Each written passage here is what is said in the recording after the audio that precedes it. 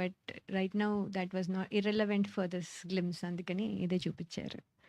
భరద్వాజ్ గారు, అంటే ఈ సినిమా చాలా వరకు భోపాల్లో కూడా షూట్ చేసా ఉన్నారు కదా! సో, అంటే అక్కడ వరకెళ్ళి షూట్ చేయడానికి ఏంటి సార్? చాలామంది అక్కడి నుంచి ఇక్కడ మన ఆర్ఎఫ్‌సీకి వచ్చి ఇక్కడే చేస్తూ ఉంటారు కదా! బట్ మీరు అక్కడి వరకెళ్ళి చేయడానికి రీజన్ ఏంటి? అంత చాలా వరకు కాదు, మొత్తం సినిమా అక్కడే తీసాం. ఇక్కడేమి ఒక ఫ్రేమ్ కూడా ఇక్కడ తీయలే, మొత్తం 100% అక్కడే తీసాం సినిమాని. అంటే బేసిక్గా అక్కడ నాకు ఇక్కడ లొకేషన్స్ అన్నీ అయిపోయినాయి, కొత్త లొకేషన్ లాగా ఉంటుంది అనేది ఒక పాయింట్. ప్లస్ సబ్సిడీలు ఇస్తున్నారు అక్కడ, ఆ సబ్సిడీ కోసం వెళ్ళాం. మేము చిన్న సినిమాల కోసం ఆ రోజుల్లో నేను ఫస్ట్ 76లో ఎంటర్ అయినప్పుడు మైసూర్లో కర్ణాటక గవర్నమెంట్ 50,000 ఇచ్చేది, అందుకని అక్కడికి వెళ్ళాం. తర్వాత హైదరాబాద్లో సబ్సిడీలు ఇస్తున్నారంటే హైదరాబాద్లో తీసాం. ఎక్కడ డబ్బులు ఇస్తే అక్కడికి వెళ్ళటం అనేది సినిమా ఇండస్ట్రీకి అలవాటు. ఆ అలవాట్లో ఇది కూడా ఇప్పుడు కొత్తగా వచ్చాం కదా, మళ్ళీ ఎంతో కొంత సేవ్ అవుతుంది కదా డబ్బులు అని చెప్పి వెళ్ళాం, అంతే తప్ప అక్కడ ఏదో చించేద్దామని కదా. బట్ అక్కడికి వెళ్ళిన తర్వాత తెలిసిన లొకేషన్స్ అద్భుతంగా ఉన్నాయి. అండ్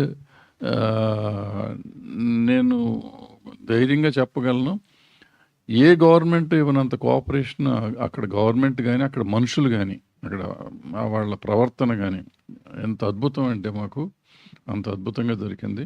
ఆ కోఆపరేషన్తోనే సినిమా మేము అనుకున్న దానికంటే బెటర్ క్వాలిటీతో తీసుకోగలిగాం. మిగతాది ప్రజలు చెప్పాల్సింది తప్ప మనం కాదు. బట్ మా వరకు మేము చాలా సాటిస్ఫైడ్ అండ్ 100% సబ్సిడీ కోసం వెళ్ళాం అక్కడికి. Sir Jagapathi sir sir Bharadwaj గారు, ఇప్పుడు మీతోటి ప్రొడ్యూసర్లు అందరూ కూడా చాలా గ్యాప్ తీసుకుంటున్నారు, అసలు సినిమాలు చేయట్లేదు ఇప్పుడున్న సినిమా పరిస్థితుల వల్ల, సినిమా ఇండస్ట్రీ పరిస్థితుల వల్ల. సో మీరు కూడా చాలా నాళ్ళ తర్వాత సినిమా చేస్తున్నారు, వాళ్ళందరూ ఎందుకు చేయలేకపోతున్నారు? మీకు ఈ సినిమా చేయాలని ఎందుకు అనిపించింది? నేను ఇందాక మాట్లాడేటప్పుడు చెప్పాను కదా, నాకు వణుకొచ్చింది అదే కదా. సినిమా తీయటం అంటేనే భయపడిపోయి తీయలేము అనే ఒక దీంతో ఉన్నాం. బట్ ఈ సినిమా చేసిన తర్వాత ఈ పరిస్థితి ఇండస్ట్రీ నేను బాగా యాక్టివ్గా చేసే రోజుల్లో మొత్తం నా ఫ్యామిలీ బాయ్స్ దగ్గర నుంచి పైదాకా ఫ్యామిలీ మెంబర్స్ లాగానే ఉండేవారు, విడిగా ఉండేవారు కదా. వాళ్ళు ఎవరు నేను ఎవరు అనేది ఉండేది కదా. అలాంటి రిలేషన్షిప్ కానీ అలాంటి వాతావరణం కానీ లేకుండా పోయింది అనుకుని వదిలేసాం, ఇప్పుడు చేయలేము అనుకుంటున్నాం.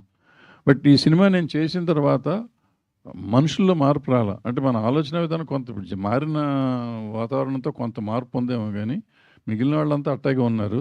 సో మన